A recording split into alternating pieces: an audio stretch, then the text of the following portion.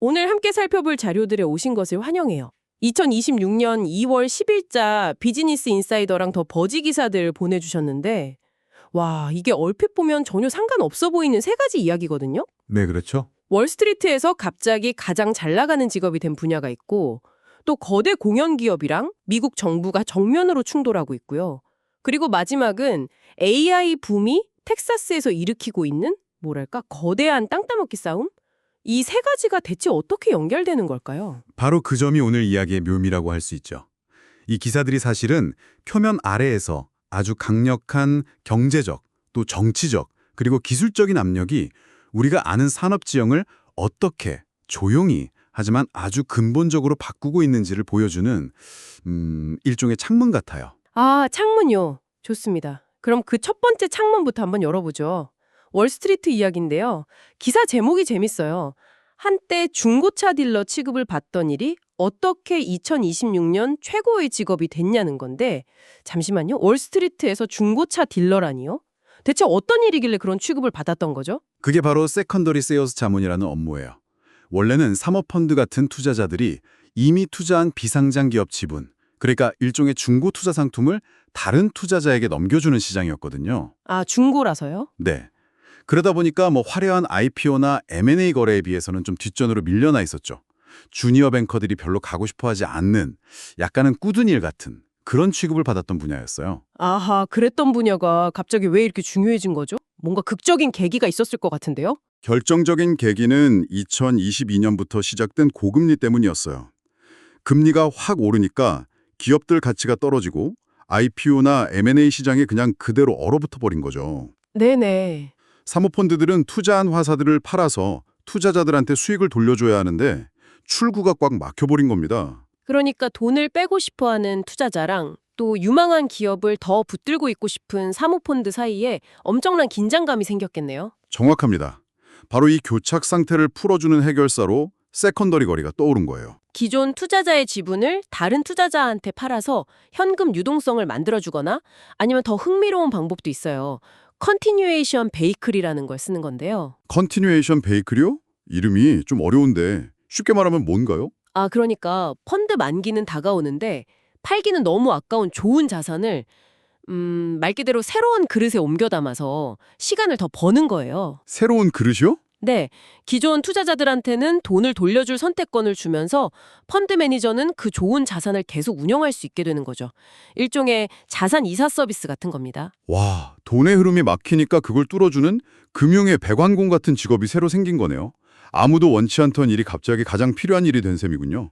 수요가 폭발했겠어요? 네, 기사를 보면 관련 거래 규모가 작년에만 2,400억 달러, 우리 돈으로 한 300조 원이 넘어요. 300조요? 네, 전년 대비 48%나 늘었고요. 제퍼리스나 JP모건 같은 월스트리트의 건물들도 전담팀을 만들고 사람을 엄청나게 뽑고 있습니다. 이제는 가장 똑똑한 인재들이 가고 싶어하는 분야가 된 거죠. 이게 정말 신기한데요. 그럼 만약에 금리가 다시 내려가고 IPO 시장이 활짝 열리면 이 세컨더리 전문가들은 다시 인기가 없어지는 건가요? 아니면 한 번 만들어진 시장은 쉽게 사라지지 않는 걸까요? 아, 좋은 질문이에요. 시장에서는 이미 이 구조가 하나의 영구적인 금융 도구로 자리 잡았다고 보고 있어요. 경기가 좋을 때나 나쁠 때나 투자자들에게 유동성을 공급하는 중요한 역할을 계속할 거라는 거죠. 아, 뭐랄까, 고속도로가 뚫려도 국도의 가치가 사라지지 않는 것과 비슷하다고 할 수 있겠네요. 그렇군요. 알겠습니다. 돈의 흐름을 막는 경제적 압력이 어떻게 새로운 시장을 만드는지 봤는데 다음 기사는 아예 시장 자체를 쥐고 흔들려는 힘에 대한 이야기네요. 공연계의 거물 라이브 네이션이 미국 법무부랑 싸우고 있다고요. 네, 맞아요. 2024년 5월에 미국 법무부랑 30개 주가 연합해서 티켓마스터의 모회사인 라이브 네이션을 상대로 반독점 소송을 제기했어요. 라이브 공연 시장을 독점해서 경쟁을 억압하고 티켓 가격을 올린다 이런 혐의죠. 네. 법무부의 최종 목표는 회사를 쪼개는 것, 즉 기업 분할입니다. 그런데 기사의 초점은 법정 싸움 그 자체가 아닌 것 같아요. 라이브 네이션이 뭔가 좀 특이한 수를 쓰고 있다고요. 소송 담당자를 건너뛰고 윗선이랑 직접 쇼부를 보려고 한다니. 이게 가능한 일인가요? 바로 그게 이 기사의 핵심입니다. 라이브 네이션 경영진이 소송을 총괄하는 법무부 반독점 부서 책임자, 게일 슬레이터를 패싱하고 패싱을 하고요. 네, 그 윗선과 직접 협상을 시도했다는 보도가 나온 거죠. 이건 굉장히 이례적인 일이거든요. 보통은 담당자랑 실무 협상을 먼저 하니까요. 그러니까 법정에서 법리로 싸우는 대신에 워싱턴의 권력 게임을 하려는 거군요. 대체 무슨 꿍꿍이가 있는 걸까요? 여기엔 정권 교체라는 아주 중요한 배경이 있습니다. 이 소송은 바이든 행정부 시절에 시작됐는데 지금은 트럼프 행정부에서 다루고 있거든요. 아, 기사는 트럼프 행정부가 전반적으로 친기업적 성향을 보일 가능성이 큰데 정작 반독점 국장인 슬레이터는 기업 합병에 굉장히 비판적인 인물이라는 점에 주목해요. 이 둘 사이에 뭐랄까 틈이 있다는 거죠. 그 라이브 널션은 이 균열을 파고들어서 국장님은 너무 강경하시니 더 높은 분들과 합리적인 선에서 합의를 보자라는 그런 전략을 쓰는 거군요. 법정 논리만큼이나 정치 지형을 읽는 게 생존에 더 중요해진 순간이네요. 그렇죠. 특히 행정부의 철학이 기업 규제에 직접적인 영향을 미치는 반독점 분야에선 더더욱요. 라이브네이션의 전략은 법정이라는 공식적인 전장 외에 워싱턴의 권력 역학을 이용한 제2의 전선을 만들고 있다는 걸 보여주는 거죠. 물론 법무부 대변인은 슬레이터가 배제됐다는 보도는 허위 정보라고 강하게 부인하긴 했습니다. 의혹이 제기된 것만으로도 이 싸움이 얼마나 복잡하고 정치적인지 알 수 있겠네요. 단순히 콘서트 티켓 값이 비싸다는 소비자 불만 차원의 문제가 아니었군요. 맞습니다. 이 사건은 이전 행정부에서 시작된 빅테크나 거대 기업에 대한 규제 드라이브를 새로운 행정부가 어떻게 이어받을지 보여주는 아주 중요한 시험대가 될 거예요. 여기서 어떤 결정이 내려지느냐에 따라서 앞으로 다른 기업들의 운명도 크게 달라질 수 있으니까요. 하나의 신호탄이 되는 셈입니다. 자, 그럼 돈과 정치라는 보이지 않는 압력을 살펴봤으니 이제 가장 강력한 힘, 기술로 넘어가 보죠. 마지막 비즈니스 인사이더 기사는 AI 붐의 이면에 있는 현실적인 문제, 바로 데이터 센터에 대한 이야기예요. 구글의 전 CEO 에릭 슈미트까지 등장하던데요. 네, 에릭 슈미트가 공동 설립한 볼트 데이터 앤드 에너지라는 회사가 있는데요. 이 회사가 구글과 손잡고 텍사스 서부에 어마어마한 규모의 데이터 센터를 짓는 거래를 협상 중이라는 내용입니다. 구글이 이 프로젝트에만 250메가와트, MW 규모의 전력을 쓰는 걸 고려하고 있다고 해요. 250메가와트면 감이 잘 안 오는데 어느 정도 규모인가요? 그리고 왜 하필 텍사스 서부죠? 그 넓은 미국 땅에서요? 250메가와트면 작은 도시 하나가 쓰는 전력량과 맞먹는 수준이에요. 도시 하나요? 네. AI 모델을 훈련하고 운영하는 데는 말 그대로 전기를 퍼붓는 수준이거든요. 게다가 열을 식히기 위한 냉각수도 엄청나게 필요하고요.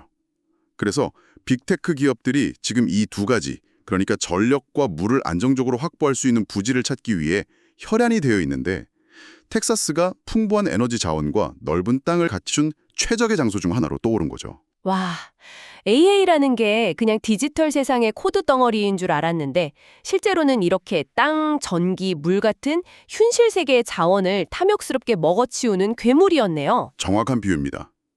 19세기 골드러시 때 금을 캐는 사람보다 청바지랑 곡괭이를 판 리바이 스트라우스가 더 큰 돈을 번 것처럼요. 아, 맞아요. 지금 AI 시대에는 모델을 개발하는 회사만큼이나 그 모델을 돌릴 물리적 인프라, 즉 데이터 센터라는 곡괭이를 파는 사업이 새로운 금광이 된 겁니다. 볼트라는 회사는 이미 그곳에 5기가와트, 그러니까 구글이 쓰려는 것에 20배 규모 캠퍼스를 계획하고 있어요.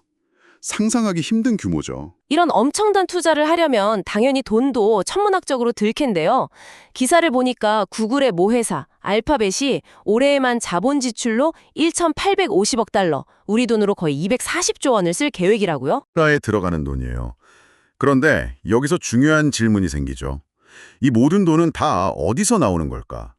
기사는 오라클이나 아마존 같은 다른 빅테크 기업들도 수십억 달러 규모의 대출을 받으려다 어려움을 겪거나 무리한 투자 때문에 기업 신용 등급이 나빠질 수 있다는 우려를 지적합니다. 결국 AI 경쟁에서 뒤처지지 않으려는 기술적 압박과 회사의 재무 건전성을 지켜야 하는 경제적 압박 사이에서 아슬아슬한 줄타기를 하고 있는 거군요. 어쩌면 이 AI 인프라 경쟁이 다음 금융위기의 뇌관이 될 수도 있겠다는 생각도 드네요. 충분히 가능한 시나리오예요.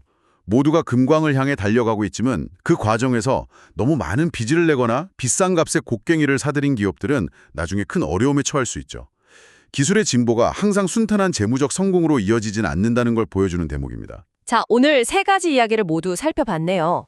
월스트리트의 새로운 스타 직업, 라이브네이션의 정치적 생존 게임, 그리고 텍사스에서 벌어지는 AI 데이터 센터 전쟁까지 이 모든 게 여러분께는 어떤 의미로 다가올까요? 이 이야기들을 관통하는 하나의 실을 꼽자면 바로 우리 세계를 움직이는 보이지 않는 압력인 것 같아요. 보이지 않는 압력이요? 네, 높은 금리라는 경제적 압력은 금융산업의 지도를 다시 그리고 정권 교체라는 정치적 압력은 한 기업의 운명을 좌우하죠.